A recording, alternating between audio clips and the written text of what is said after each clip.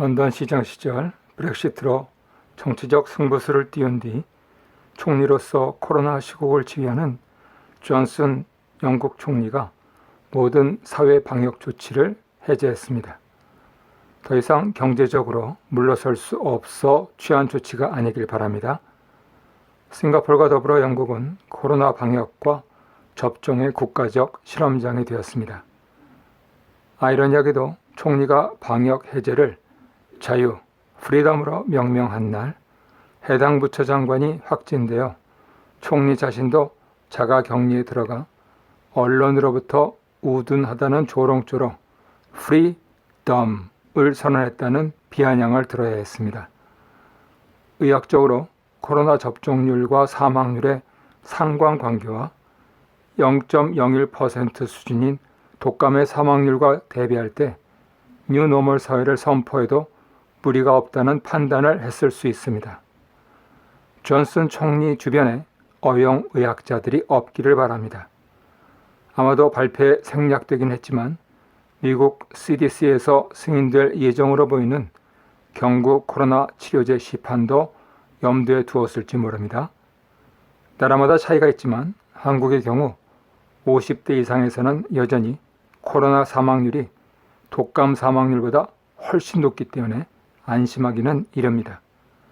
개인 방역은 물론 사회 방역에 만전을 기해야 합니다. 충분한 백신 확보를 통해 10대 2차 접종에서도 순항하고 있는 캐나다는 천천히 사회 방역을 완화하고 있습니다.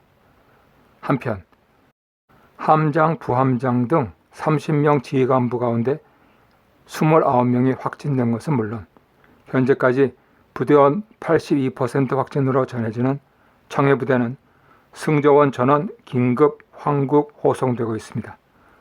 아무래도 해군 및 국방부 지휘부의 안이한 대처가 문제될 듯합니다. 망망대해에서 임무 중인 전함에서 있을 수 없는 작전 실패입니다. 사회적으로 더 큰 문제는 교육 수준 격차입니다. 통계청 보고를 포함한 지출비 총액 추산 기준 사교육비가 공교육비를 추월한 것으로 추정하고 있는 2007년도 이래 코로나 상황은 학력 양극화 현상을 더욱 심화시켰습니다. 중위권이 실종되고 대부분 하위권으로 편입된 것으로 보입니다. 세대 간의 격차, 인프라 격차 등에 대해서는 손쓸 염두조차 못 내고 있습니다.